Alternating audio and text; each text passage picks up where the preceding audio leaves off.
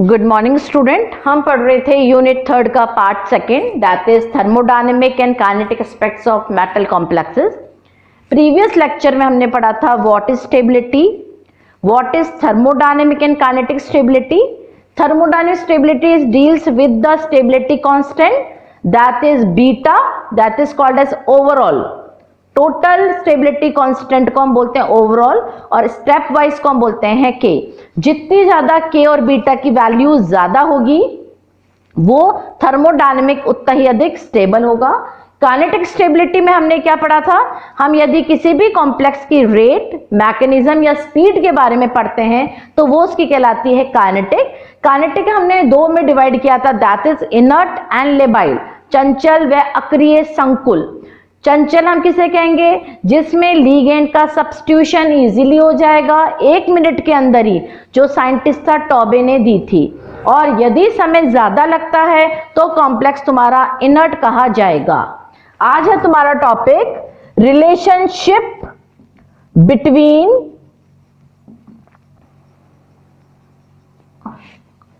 Step wise stability constant and overall stability constant।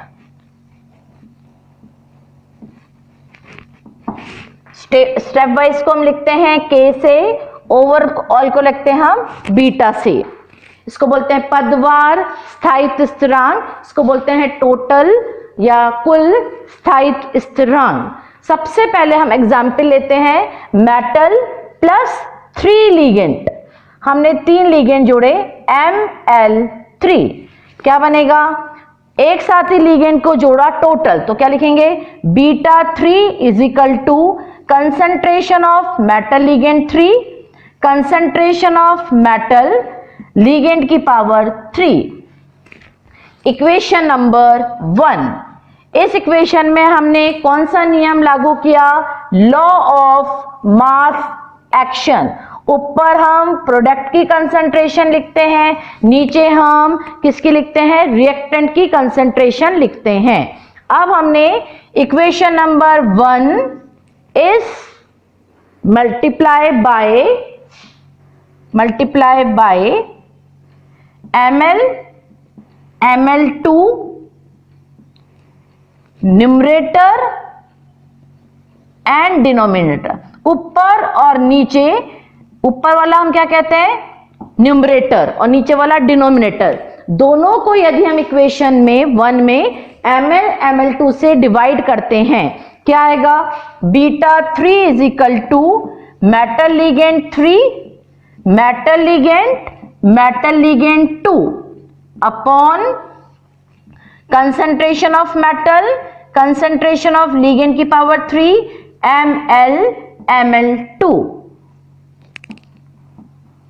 Equation number 2।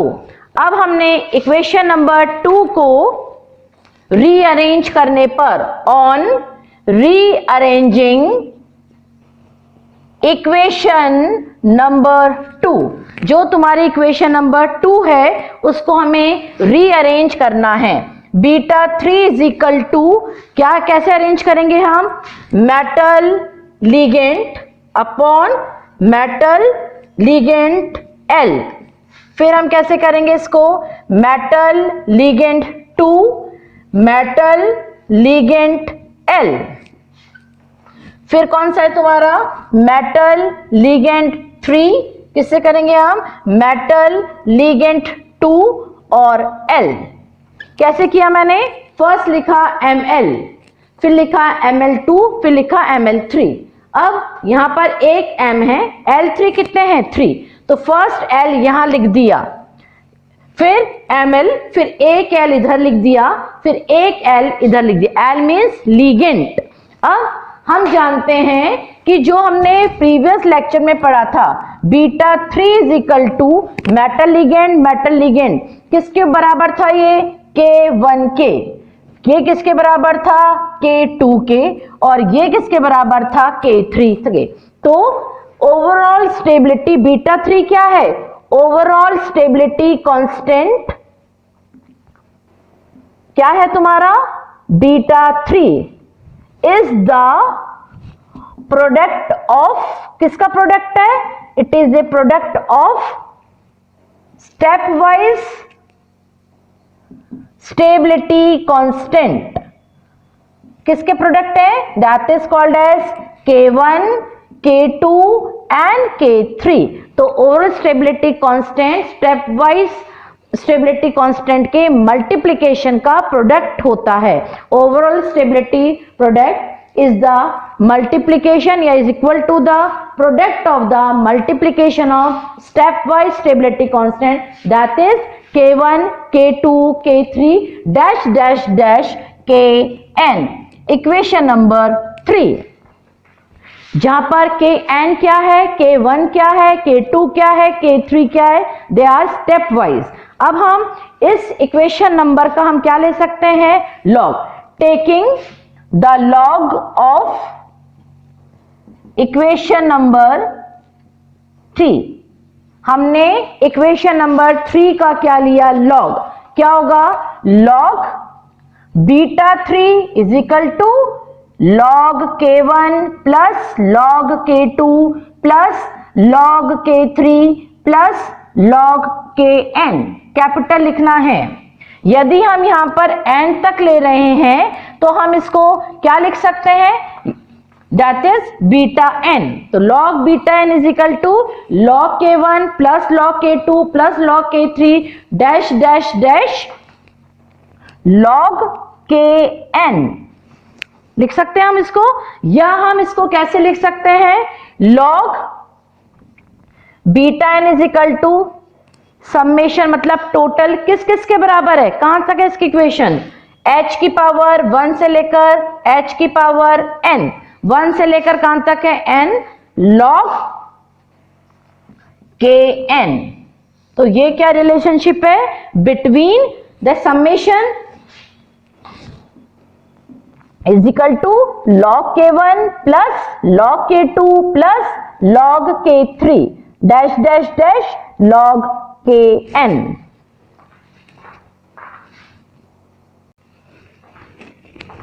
अब तुम्हारी जो equation number 4 है उसको हम कैसे लिख सकते हैं? Minus log beta n is equal to minus log K1 minus log K2 minus log K3 dash dash dash minus log Kn। हम जानते हैं pH इज इक्वल टू क्या होता है? Minus log H positive ion. अब हम इसमें क्या लिख सकते हैं? P क्या लिख सकते हैं हम इसको? pH। कौन सा pH है इसका? P beta n is equal to P K1 minus P K2 minus P K3 minus P Kn। लिख सकते हैं हम इसको ऐसे।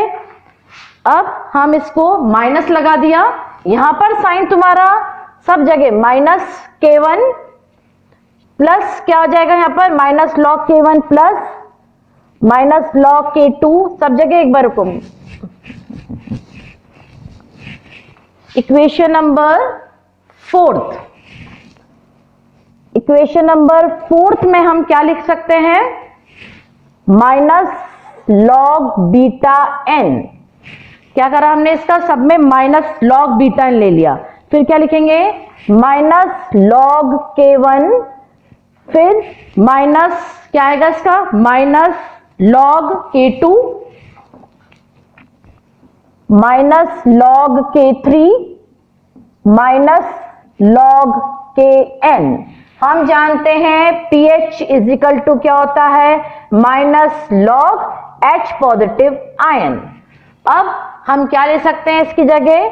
Minus H log K positive ion. इसके आगे क्या आ जाएगा इसका? P beta n। यहां पर क्या आ जाएगा इसका?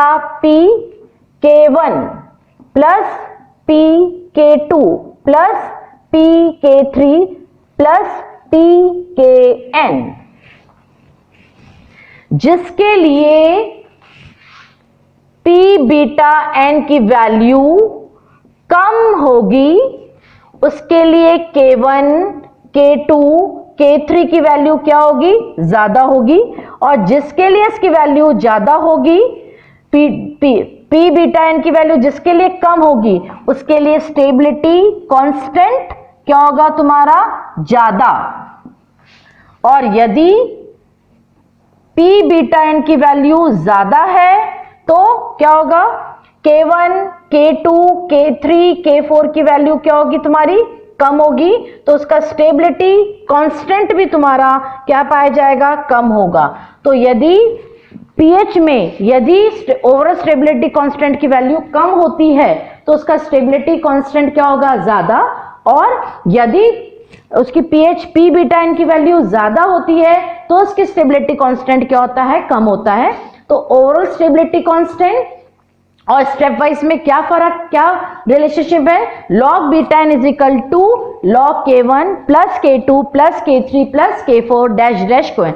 मतलब overall stability constant K1, K2, K3 का किसके बराबर होता है, या तो उसके एडिशन के बराबर होता है, यदि हम लॉग नहीं लेते हैं तो it is a product of K1, K2, K3। और लॉग लेने पर हम उसको क्या कर देते हैं, सबको ऐड कर देते हैं। ऐड के बाद हमने उसका क्या लिया, क्या चेंज कर दिया हमने उसको, log beta N, log K1, log K2, log K3।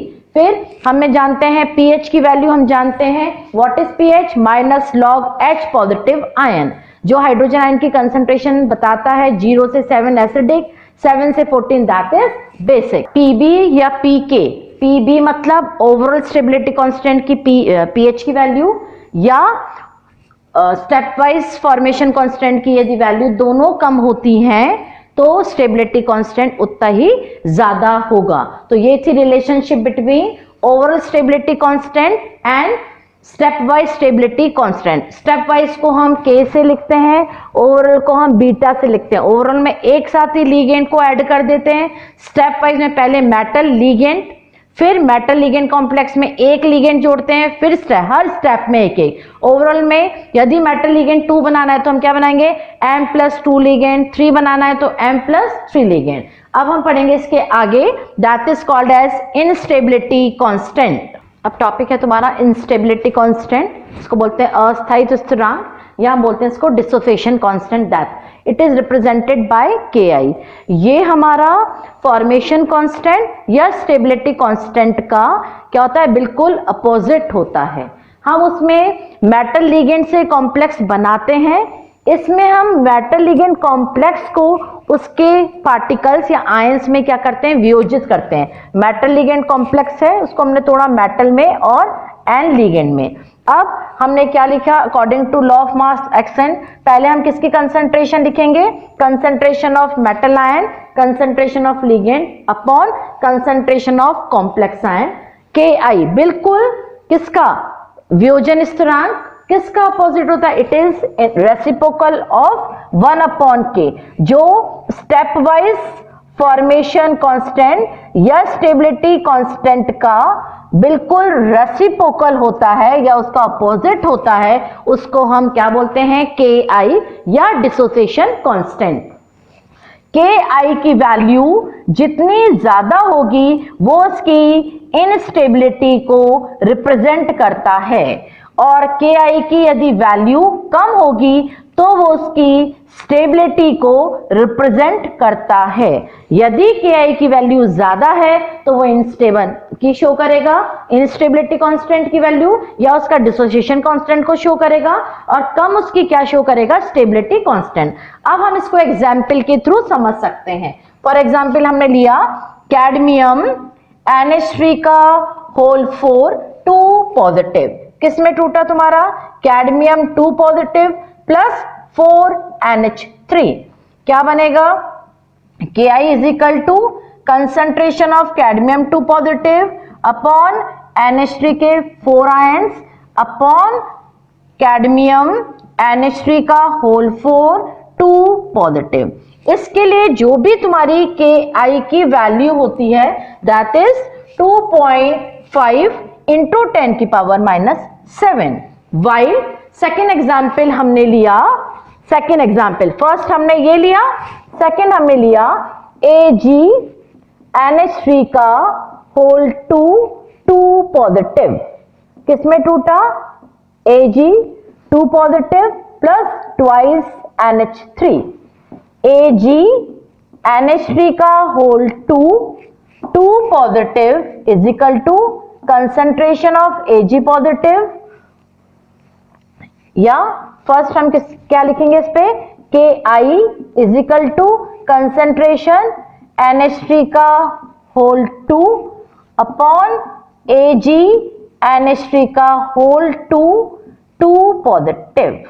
इसके लिए जो Ki की वैल्यू है वो 6.2 इंटू 10 की पावर -8 है। अब Ki की वैल्यू किसके लिए ज्यादा है? इन दोनों कंपाउंड में से Ki की वैल्यू किसकी ज्यादा है?